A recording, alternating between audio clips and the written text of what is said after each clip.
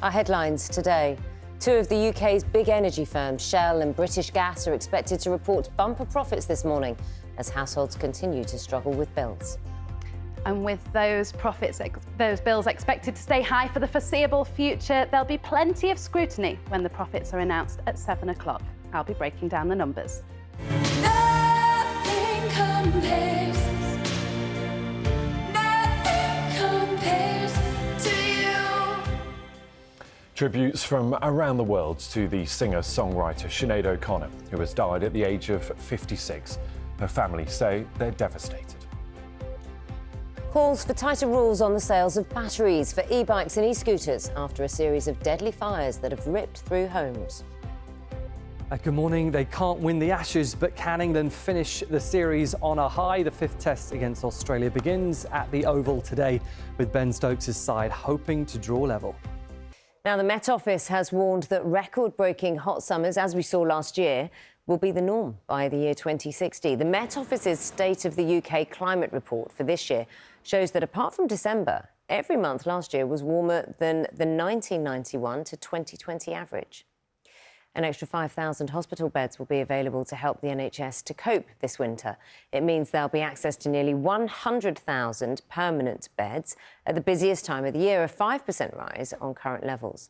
Health bosses are also promising better arrangements to quickly discharge patients out of hospital when they are medically fit to leave. The Duke of Sussex will find out today if his legal challenge over allegations that tabloid newspapers gathered information about him unlawfully will go to a High Court trial. Prince Harry alleges he was targeted by journalists and private investigators who were working for the newspapers The Sun and the now defunct News of the World. The number of young swans on the River Thames fell by almost 40% in the last year. The number was revealed after the birds were counted as part of an historic royal tradition. It's thought avian flu and attacks by dogs could be to blame for the declining numbers. Tributes are being paid to the Irish singer-songwriter Sinead O'Connor, who's died at the age of 56. Sinead shot to fame in the 1990s with that smash hit, of course, Nothing Compares to You. She was well known for her social and political views. Her family announced the news, saying it's devastated. And there have been many tributes to Sinead O'Connor on social media. American singer-songwriter Tori Amos called her a force of nature. She said she had such intense presence and a beautiful soul. The charity Women's Aid in Ireland praised her for her fearless voice and courageous light, giving strength to many survivors to speak out. And professional fighter Conor McGregor, who once had Sinead O'Connor performing live as he walked out to a fight, paid tribute to one of Ireland's absolute finest. Run through the front of today's newspapers, and nothing compared to Sinead O'Connor. That's the Daily Mirror's headline, referring to her most famous song as it pays tribute to the Irish singer following her death at the age of 56. The Telegraph carries a picture of actor Kevin Spacey standing outside court as he was cleared of all charges in his sexual assault trial in London.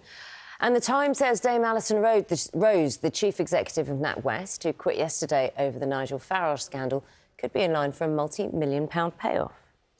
At the front pages this Thursday in the Metro, it carries a black and white photo to mark the death of Sinead O'Connor at the age of 56.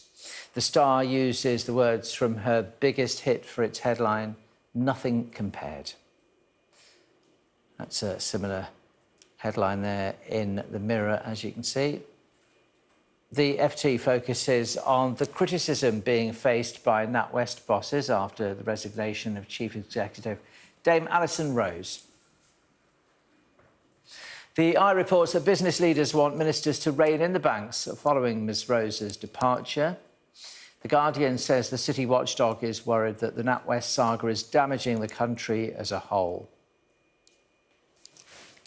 The Telegraph reports that an investigation is underway into whether or not NatWest broke data protection laws. The Times writes that thousands more violent offenders will be created by ministers' failure to get children back into school after the COVID pandemic.